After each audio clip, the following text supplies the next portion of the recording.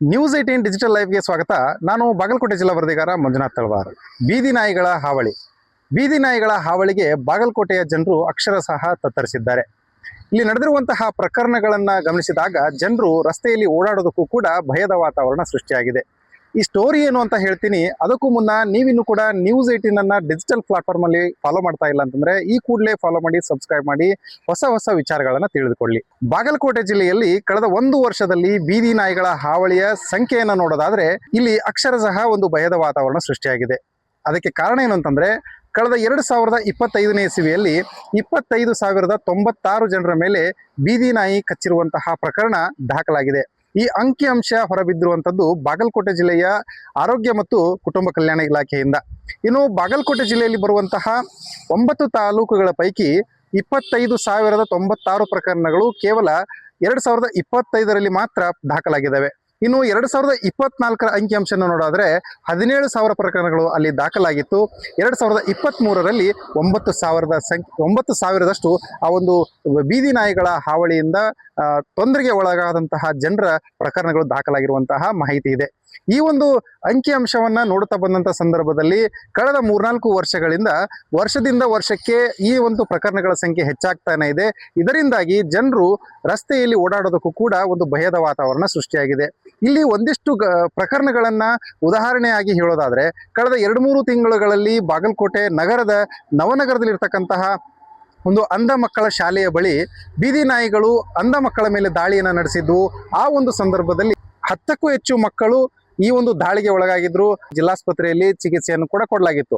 ಅದಾದ ಬಳಿಕ ಏನು ಇಳಕಲ ನಗರದಲ್ಲಿ ಒಂದು ಹುಚ್ಚುನಾಯಿಯ ಕಾಟದಿಂದಾಗಿ ಜನರು ಬೇಸತ್ತಿದ್ರು. ಒಂದು ಹುಚ್ಚುನಾಯಿ ಕೇವಲ 2 ದಿನಗಳ ಅವಧಿಯಲ್ಲಿ ಸುಮಾರು 39 ಜನರ ಮೇಲೆ ದಾಳಿಯನ್ನು ಮಾಡಿತ್ತು. ಅದರಿಂದ ಸಾಕಷ್ಟು ಜನರು ಕೂಡ ತೊಂದರೆಗೊಳಗಾಗಿದ್ರು. ಇನ್ನು ಇದು ದಾಳಿಗೆ ಒಳಗಾದಂತಹ ಅಂಕಿಅಂಶ ಮಾತ್ರ ಆದ್ರೆ ಇನ್ನು ಜಿಲ್ಲೆಯಲ್ಲಿ ಸುಮಾರು 5 ಜನರು ಇಂತಹ ಒಂದು ಬೀದಿ ನಾಯಿಗಳ ಹಾವಳಿಗೆ ತುತ್ತಾಗಿ ಸಾವನ್ನಪ್ಪಿರುವಂತದ್ದು ಕೂಡ ಇದೆ.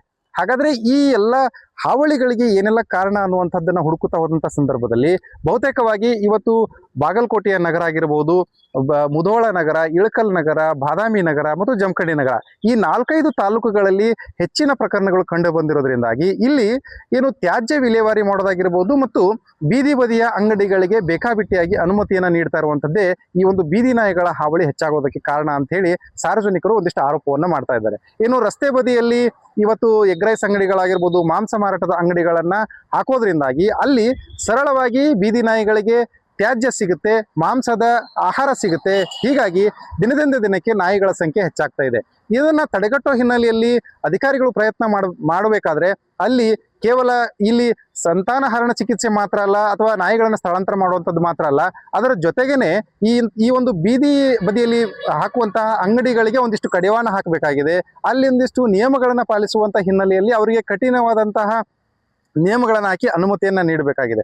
ಆದರೆ ಎಲ್ಲೋ ಒಂದು ಕಡೆ ಸ್ಥಳೀಯ ಆಡಳಿತ ವ್ಯವಸ್ಥೆಗಳು ಅಂದ್ರೆ ನಗರಸಭೆ ಆಗಿರ್ಬೋದು, ಪಟ್ಟಣ ಪಂಚಾಯಿತಿಗಳು, ಪುರಸಭೆಗಳು ಈ ತಮ್ಮ ವ್ಯಾಪ್ತಿಯಲ್ಲಿ ಇಂಥ ಒಂದು ತ್ಯಾಜ್ಯ ವಿಲೇವಾರಿ ಮತ್ತು ಬೇಕಾಬಿಟ್ಟಿ ಅಂಗಡಿಗಳು ತಲೆ ಎತ್ತುತ್ತಿರೋದನ್ನ ನಿರ್ಲಕ್ಷ್ಯ ಮಾಡ್ತಾ ಇರೋದಕ್ಕೆ ಇವತ್ತು ಬೀದಿ ನಾಯಿಗಳ ಹಾವಳಿ ಹೆಚ್ಚಾಗ್ತಾ ಇದೆ. ಇದರಿಂದಾಗಿ ಜನರು ಏನು ನಾಯಿಗಳ ದಾಳಿಗೆ ತುತ್ತಾಗ್ತಾ ಇದ್ದಾರೆ. ಇದರಿಂದ ಮಕ್ಕಳು, ವೃದ್ಧರು, ಮಹಿಳೆಯರು ರಸ್ತೆಯಲ್ಲಿ ಓಡಾಡಬೇಕಾದ್ರೂ ಕೂಡ ಆ ನಾಯಿಗಳ ಏನು ಹಾವಳಿಯಿಂದ ಭಯದಲ್ಲಿ ಬದುಕುವಂತ ಸ್ಥಿತಿ ಎದುರಾಗಿದೆ. ಹಿಂಡಾಗಿ ನಾಯಿಗಳು ಎಲ್ಲೆಡೆ ತಿರುಗಾಡ್ತಾ ಇರ್ತವೆ. ಅವುಗಳನ್ನ ಸ್ಥಳಾಂತರ ಮಾಡಬೇಕು ಮತ್ತು ಸಂತಾನಹರಣ ಚಿಕಿತ್ಸೆಯನ್ನ ಮಾಡಬೇಕು ಅನ್ನುವಂಥ ಹಿನ್ನೆಲೆಯಲ್ಲಿ ಸುಪ್ರೀಂ ಕೋರ್ಟ್ನಿಂದ ಒಂದಿಷ್ಟು ನಿರ್ದೇಶನಗಳು ಕೂಡ ಇರುವಂಥದ್ದು.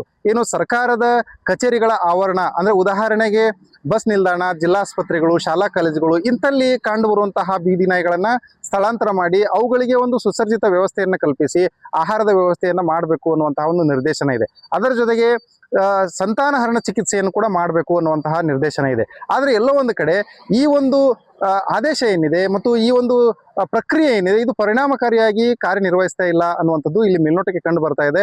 ಅದರಿಂದಾಗೇನೆ ವರ್ಷದಿಂದ ವರ್ಷಕ್ಕೆ ಬೀದಿ ನಾಯಿಗಳ ಸಂಖ್ಯೆ ಹೆಚ್ಚಾಗ್ತಾ ಇದೆ, ಹಾವಳಿಗಳ ಸಂಖ್ಯೆ ಹೆಚ್ಚಾಗ್ತಾ ಇದೆ. ಏನು ಬೀದಿ ನಾಯಿಗಳಿಂದ ಜನರಿಗೆ ಏನು ತೊಂದರೆಗೆ ಒಳಗಾಗ್ತಾ ಇರುವಂತಹ ಪ್ರಕರಣಗಳು ಕೂಡ ಜಾಸ್ತಿ ಆಗ್ತಾ ಇದಾವೆ. ನಾಯಿ ಕಡತದ ಪ್ರಕರಣಗಳು ನಮ್ಮ ಎಲ್ಲಾ ಆಸ್ಪತ್ರೆಗಳ ಕಡೆಯಿಂದ ಎಷ್ಟಂದ್ರೆ 23ನೇ ಸಾಲಿನಲ್ಲಿ 9,611 ಪ್ರಕರಣಗಳಿದ್ವು. 24ನೇ ಸಾಲಿನಲ್ಲಿ 17,998 ನಾಯಿ ಕಡತದ ಪ್ರಕರಣಗಳಿವೆ. 25ನೇ ಸಾಲಿನಲ್ಲಿ ಈ ವರ್ಷ ಅಂದ್ರೆ 25,096 ಜನಗಳಿಗೆ ನಾಯಿ ಕಡಿತದ ಪ್ರಕರಣಗಳು ಬಾಗಲಕೋಟೆ ಜಿಲ್ಲೆನಲ್ಲಿ ಕಂಡು ಬಂದಿದೆ. ಇದಕ್ಕೆ ಬೇಕಾದ ಔಷಧ ದಾಸ್ತಾನು ಏನು ಆಂಟಿ ರೇಬಿಸ್ ವ್ಯಾಕ್ಸಿನ್ ಹಾಗೂ ಇಮ್ಯುನೋಗ್ಲಾಬ್ಲಿನ್ ಅಂತ ಹೇಳ್ತೀವಿ, ಈ ಇಂಜೆಕ್ಷನ್ಗಳು ನಮ್ಮ ಎಲ್ಲಾ ಆಸ್ಪತ್ರೆಗಳಲ್ಲಿ ಲಭ್ಯ ಇದೆ. ಅದೇ ರೀತಿ ಯಾವ ತಾಲೂಕು ಅಂದ್ರೆ ಮುಧೋಳ ತಾಲೂಕಿನಲ್ಲಿ 3949 ಪ್ರಕರಣಗಳು ನಾಯಿ ಕಡಿತದ ಪ್ರಕರಣ ಕಂಡು ಬಂದಿದೆ. ನೆಕ್ಸ್ಟ್ ಬಂದ್ಬಿಟ್ಟು ಬದಾಮಿ ತಾಲೂಕಲ್ಲಿ 3894 ಪ್ರಕರಣಗಳು ಈ ವರ್ಷದಲ್ಲಿ. ಹಾಗಾಗಿ 2 ಮತ್ತೆ ಹುನಗುಂದ ತಾಲೂಕಲ್ಲಿ 3353 ಪ್ರಕರಣಗಳು. ಈ 3 ತಾಲೂಕುಗಳು ಹೆಚ್ಚಾಗಿ ನಮ್ಮ ನಾಯಿ ಕಡಿತದ ಪ್ರಕರಣಗಳು ಕಂಡು ಬಂದಿದೆ. ಹುಚ್ಚುನಾಯಿ ಕಡಿತದ ಪ್ರಕರಣಗಳಲ್ಲಿ 5 ನಮ್ಮ ಜಿಲ್ಲೆನಲ್ಲಿ ಸಾವು ಸಂಭವಿಸಿದೆ, ಏನು ಹುಚ್ಚುನಾಯಿ ಕಡಿತದಿಂದ ಮತ್ತೆ ಹುಚ್ಚಿನ ರೇಬಿಸ್ ಕಾಯಿಲೆಯಿಂದ. ಈ ರೇಬಿಸ್ ಕಾಯಿಲೆ ಒಂದು ಡೆಡ್ ಎಂಡ್ ಡಿಸೀಸ್, ಅಂದ್ರೆ ಅದಕ್ಕೆ ಯಾವುದೇ ರೀತಿಯ ಚಿಕಿತ್ಸೆ ಇಲ್ಲದೆ ಇರೋದ್ರಿಂದ ಹುಚ್ಚುನಾಯಿ ಕಡಿತದ ಪ್ರಕರಣಗಳಿಂದ 5 ಸಾವು ಸಂಭವಿಸಿದೆ. ಸೊ ಆ ಆಪರೇಷನ್ ಅನ್ನ ಮಾಡಿಸ್ಲಿಕ್ಕೆ ಜಿಲ್ಲಾಡಳಿತದಿಂದ ಈಗ ಆಲ್ರೆಡಿ ಕ್ರಮ ವಹಿಸಿದ್ದಾರೆ. ಈಗ ಮುಧೋಳ ಹಾಗೂ ಜಮಖಂಡಿಯಲ್ಲಿ ಈಗ ಆಲ್ರೆಡಿ ಆಪರೇಷನ್ಗಳು ಏನು ಸಂತಾನಹರಣ ಶಸ್ತ್ರಚಿಕಿತ್ಸೆಯನ್ನ ಮಾಡ್ತಾ ಇದ್ದಾರೆ. ಅದನ್ನ ಹಂತ ಹಂತವಾಗಿ ಈ ಒಂದು ಸಂತತಿಗಳನ್ನ ಕಡಿಮೆ ಮಾಡೋದ್ರಿಂದ ಇನ್ನು ನಾಯಿ ಕಡಿತದ ಪ್ರಕರಣಗಳು ಕಡಿಮೆ ಆಗ್ಬಹುದು. ಅದೇ ರೀತಿ ರೇಬಿಸ್ ಕೂಡ, ಅಂದ್ರೆ ಈ ಒಂದು ಹುಚ್ಚುನಾಯಿ ಕಡಿತಗಳ ಪ್ರಕರಣ ಹೇಳ್ಬೋದು, ಅಥವಾ ರೇಬಿಸ್ ರೋಗ ತಡೆಗಟ್ಟಲಿಕ್ಕೆ ಅವಕಾಶ ಆಗತ್ತೆ. ಅದೇ ರೀತಿ ಈಗ ಆಲ್ರೆಡಿ ಸರ್ಕಾರದ ವತಿಯಿಂದ ಒಂದು ಆದೇಶ ಸುತ್ತೋಲೆಯನ್ನು ಕೂಡ ಬಂದಿದೆ. ಮತ್ತೆ ಈ ಸುಪ್ರೀಂ ಕೋರ್ಟ್ ಕೂಡ ಇದ್ರ ಬಗ್ಗೆ ತುಂಬಾ ಸೀರಿಯಸ್ ಆಗಿ ಒಂದು ಲೆಟರ್ ಕೂಡ ಮಾಡಿದೆ. ಎಲ್ಲಾ ಒಂದು ಅರ್ಬನ್ ಲೋಕಲ್ ಬಾಡೀಸ್ ಏನು ತಾಲೂಕು ಮಟ್ಟದಲ್ಲಿ ಇರುತ್ತೆ, ಅವರು ಸ್ಥಳೀಯವಾಗಿ ನಾಯಿಗಳನ್ನ ಒಂದು ಸಪರೇಟ್ ಜಾಗದಲ್ಲಿ ಇಡಬೇಕು. ಬೀದಿ ನಾಯಿಗಳನ್ನ ಆದಷ್ಟು ಕೂಡ ಅದರ ಒಂದು ಸ್ಥಳ ಗುರುತಿಸಿ ಅಲ್ಲಿ ಅವನಿಗೆ ಸರಿಯಾದ ರೀತಿಯಲ್ಲಿ ಊಟದ ವ್ಯವಸ್ಥೆ ಇರ್ಬೋದು, ಅವನ್ನ ಸಾಕುವ ವ್ಯವಸ್ಥೆ ಮಾಡ್ಲಿಕ್ಕೆ ಕ್ರಮ ವಹಿಸಲಿಕ್ಕೆ ಸುಪ್ರೀಂ ಕೋರ್ಟ್ ಕೂಡ ಆದೇಶ ನೀಡಿದೆ. ಅದೇ ರೀತಿ ಎಲ್ಲಾ ದಾಸ್ತಾನು ಏನು ಇಂಜೆಕ್ಷನ್ ಅದಕ್ಕೆ ಲಭ್ಯ ಇರಬೇಕು ಅದನ್ನು ಕೂಡ ಎಲ್ಲಾ ಆಸ್ಪತ್ರೆಗಳಲ್ಲಿ ಇಡ್ಲಿಕ್ಕೆ ನಿರ್ದೇಶನ ಬಂದಿದೆ. ನಂತರ ಈಗ ಹುಚ್ಚುನಾಯಿ ಕಡಿತದಿಂದ ಸಾವು ಸಂಭವಿಸಿದಲ್ಲಿ ಆ ವ್ಯಕ್ತಿಗಳಿಗೆ ಅಥವಾ ಆ ರೋಗಿಗೆ ಏನು ಮರಣ ಹೊಂದಿರ್ತಾರೆ ಅವ್ರಿಗೆ 5 ಲಕ್ಷ ನೀಡಬೇಕು. ಅದನ್ನು ಕೂಡ ULB ಅಂದ್ರೆ ಅರ್ಬನ್ ಲೋಕಲ್ ಬಾಡೀಸ್ ಏನಿರ್ತದೆ ಪುರಸಭೆಯ ವತಿಯಿಂದ ಕೊಡ್ಲಿಕ್ಕೆ ಆದೇಶನೂ ಕೂಡ ಬಂದಿದೆ. ಇದರಿಂದ ಇನ್ನಾದ್ರೂ ಅಧಿಕಾರಿಗಳು ಎಚ್ಚೆತ್ಕೊಂಡು ಇದಕ್ಕೆ ಕಡಿವಾಣ ಹಾಕುವಂತಹ ಹಿನ್ನೆಲೆಯಲ್ಲಿ ಪರಿಣಾಮಕಾರಿಯಾಗಿ ಕೆಲಸ ಮಾಡಬೇಕು ಅನ್ನುವಂಥದ್ದು ಸಾರ್ವಜನಿಕರ ಆಗ್ರಹ ಆಗಿರುವಂತದ್ದು. ಮಂಜುನಾಥ್ ತಳವಾರ್, ನ್ಯೂಸ್ 18 ಕನ್ನಡ, ಬಾಗಲಕೋಟೆ. ನಿರ್ಭೀತ, ನಿಷ್ಪಕ್ಷಪಾತ, ವಿಶ್ವಾಸಾರ್ಹ ಸುದ್ದಿಗಳಿಗೆ ಮತ್ತೊಂದು ಹೆಸರಾಗಿರುವಂತ ನ್ಯೂಸ್ 18 ಕನ್ನಡ ಈಗ ಆಪ್ನಲ್ಲೂ ಲಭ್ಯವಿದೆ. ದಯವಿಟ್ಟು ಇಲ್ಲಿರುವಂತ QR ಕೋಡ್ ಸ್ಕ್ಯಾನ್ ಮಾಡಿಕೊಂಡು ಆಪ್ ಡೌನ್ಲೋಡ್ ಮಾಡೋದಕ್ಕೆ ಮರಿಬೇಡಿ. ನಿಮ್ಮ ಬೆಂಬಲ ಹೀಗೆ ಸದಾ ನಮ್ಮೊಂದಿಗಿರಲಿ. ಧನ್ಯವಾದ.